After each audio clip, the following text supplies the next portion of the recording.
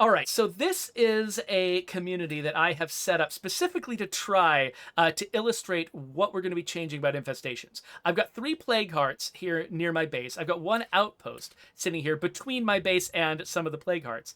And I have 1 infestation right here. And you'll notice that the UI for this infestation is a little different. Eric and Larry, do you want to sort of explain what the player can see here on this infestation?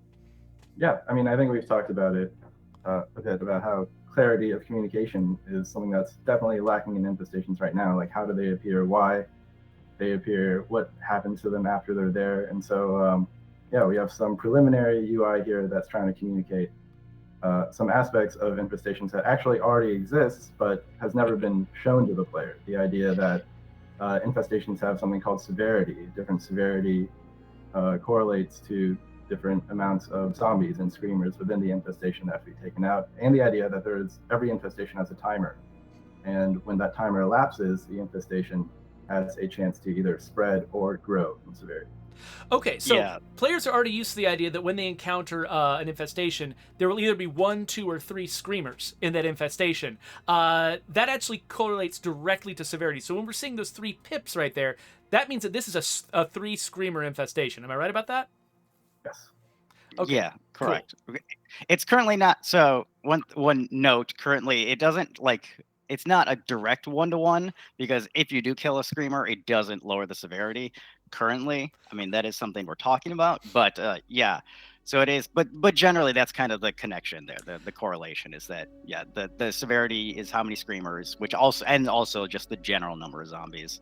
Um, And I should highlight real quick. Eric did point out the fact that we are still mid development on this feature, and so we've got so some of the things we're showing you today are things that we have got a version of this up and running that is ready for your feedback. There's other parts of this where we know we want to make some improvements here and there, and we haven't made them yet. And what we're doing is waiting for your feedback to find out how you're reacting to what we've got so far, and we can make better decisions about this going forward. So these features that we're showing you today, they are partway through development, and they're probably not even going to be in the next update that we issue, the next formal update that we issue. So we're going to be spending some time with you in the public test realm, testing these out and getting your reactions to them.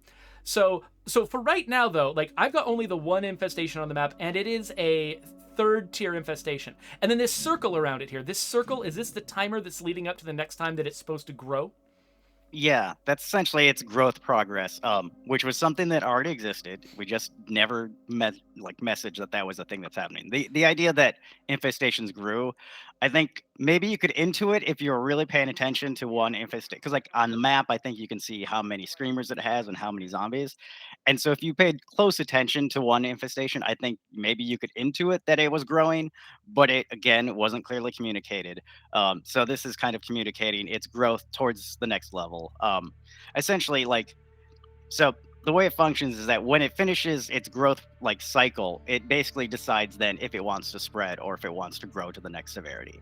Okay, so One or if the it's at other. level 1 or 2 severity, it could go up a step in severity. But if it's level 3 severity and it finishes that timer, there's only one thing it can do, which is spread. Yeah, so at that point, it's just going to spread. So what does Essentially, it's spread kind mean of exactly?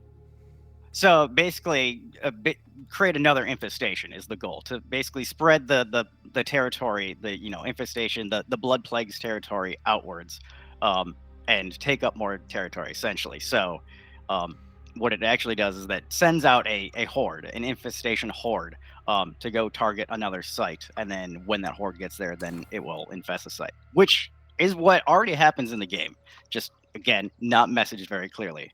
um, So I'm going to bring up our super secret, no one's ever seen it before, cheat menu, so that I can turn on one of the new cheats we've added to the game, which is Infestation Speed. I'm going to ramp that up to 100 times. This is not, what we're about to see is not what the game is actually like. This is me cheating to make it happen faster. So let me switch back to this view. So you see, it just filled up the timer. This timer is going to fill up super fast, and it just spawned a horde. And so when I highlight this horde, actually, let me quickly hide you two. And myself. You can see that it tells me how many zombies are in this horde. It's got 1 screamer and 9 zombies. And it says that it's headed to the pump station. Now, that's actually pretty important information because the pump station is my outpost. So do you two want to talk a little bit about what that means? Why is it headed to my outpost? Oh yeah, Yeah. go ahead, Larry. Okay, I mean, yeah, Eric alluded to this earlier, but it was like the threat of infestations hasn't really been felt, even when they take up the entirety of the map. And so how can we make infestations feel like something the player actually wants to and has to address? And here you're seeing an example of that. The infestation horde can actually target your claimed outpost. And once it gets there, I mean, I guess it's a bit of a spoiler, but it can actually take away the benefits that outpost will give you until you clear that infestation. So Yeah. you can see this one is coming in from the east after this outpost, and if I let it get there, I'm going to lose access to water, and like all of the things that I'm using water for are going to dry up until I go and reclaim that outpost by conquering the infestation. Yeah, you don't actually have to reclaim the output. Like the costs that you sunk into getting up and running are still there. It's just that you will have to clear out the infestation to get access to all your benefits again. So once you clear it out, the outpost will be back up and running. You don't have to reclaim it or anything like that. You don't have to put your influence back into it. But yeah, you can temporarily, while the infestation is there, you can lose access to all the benefits that outpost gives you. Now, but this is also part go of. Oh, go ahead. No, yeah, please, I wanted to just like detail out a little bit of like the story that we want to tell with blood plague infestations, where instead of kind of this random nuisance that just pops up, like we want to tell the story of this intelligent evil that is the blood plague and how it kind of knows you're there and targets you, specifically the things that you value. And so your outposts are actually targeted or prioritized by the infestation hordes higher than other empty sites. That is a really important point to make, because it used to be the infestations, they would pop up in random places in the map, and then they would target random other places to reinfest. So they would just kind of spread organically, but there would be no sense of direct threat from them. But since we've added plague territory, and we wanted to make you feel like you really are contending with the plague hearts directly for control over the map, that means that it makes much more sense for these hordes and these infestations to feel like the enemy reaching out to try to hurt you. This is the offensive side of their defensive war that they've been fighting with us so far.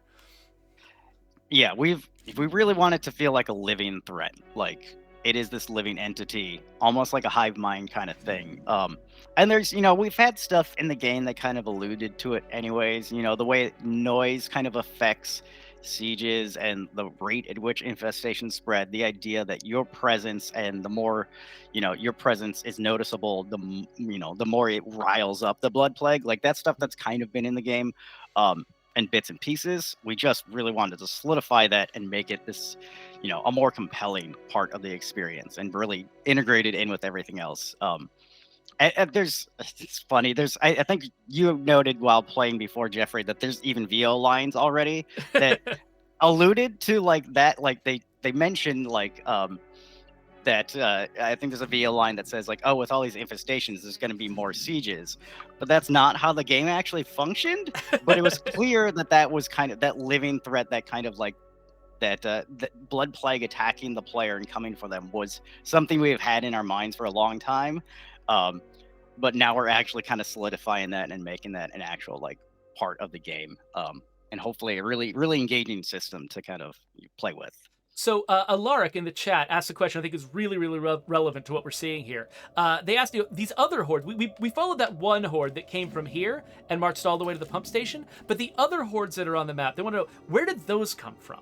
Did they come from another infestation, or did they come from somewhere else?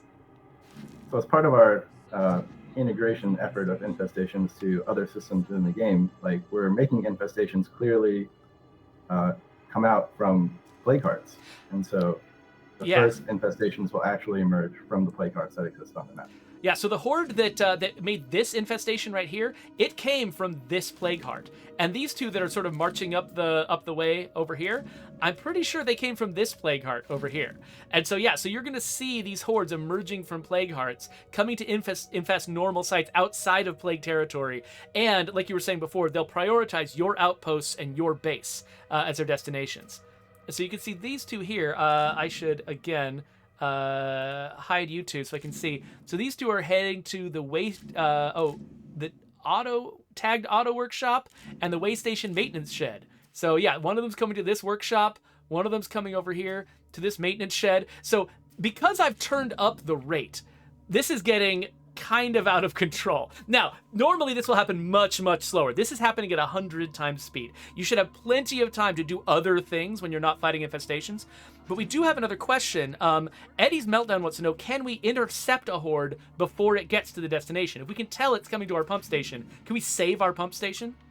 Indeed, you can. So, like mentioned before, that infestations were already before they were sending out hordes to go infest new sites. One of the things we've added is when a horde does get sent out to go infest a site, we actually send you a notification, so you can kind of get a heads up that this is about to happen. So that will give the players an opportunity to know that's happening, and then they can look in the map, see that the horde's heading toward their site, and then actually go intercept it, take out the horde before it gets to their outpost. So that's, I mean, part of, you know, integrating everything into the simulation. It's having all these other points of access for influencing the system, for preventing infestations from happening in the first place, and all that stuff. So going in and trying to intercept the horde is totally a valid way to prevent them from spreading, if you don't want to actually like address the source problem. Captain Memer wants to know or Captain Memer probably wants to know what difficulty I'm playing on right now. So this is Nightmare, but I want to just really emphasize that most of the speed you're seeing is the fact that I've turned it up to 100 times speed. This is not actually, I mean, the rate at which new infestations are forming right here is not representative of the actual game. But this is Nightmare in case that ends up being relevant to anything else you want to see. Now, this particular horde, it's getting a little close to me, which means it's actually being simulated by like real zombies, which is why you're seeing a little bit more of erratic movement from it right here. But it is actually targeting my base right now. So what happens when a horde like this gets to my base? So one of the things I mentioned early on when I was talking about infestations being isolated, I also mentioned that sieges are also very isolated from the simulation as well, and that is one of the other changes we're trying to make, is to bring sieges more into the fold here and to tie it into the other systems. And so the way that this works now is, if your base is within range of an infestation and they target you for infesting, essentially, when they get to your base, when the horde gets to your base, it will trigger a siege. So previously, sieges were basically just on a timer. I think it was like a 30-minute to 40-minute timer, and it was just a game of whack-a-mole. It's like, oh, it's time for a siege, it's that time for that chore. So now it is actually the direct effect of a infestation horde reaching your base. Looks like we actually have 2 infestation hordes that are now coming towards my base. What happened? Like, could I get 2 sieges rapidly in a row if they both hit? So currently, no. If a siege is in progress, we don't activate new sieges or anything like that. So it won't. It's basically like they've done their, like, okay, we've got the siege going. They're basically trying to hedge their bets. But yeah, so you'll only have to deal with 1 siege at once at a time. So I think, yeah, I think it currently, when one horde gets there, I think the other horde will just kind of turn into an ambient horde, I think, and they won't actually keep going towards your base, because basically, like, okay, but the siege has started, we don't need to go call in a siege now.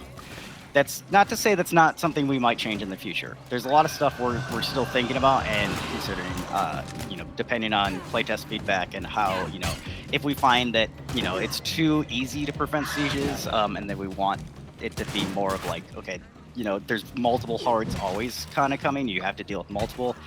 Who knows? That's something we gotta play with and iterate and kind of test to see how this all works. But currently it's just the one that really will activate it, and then that's it.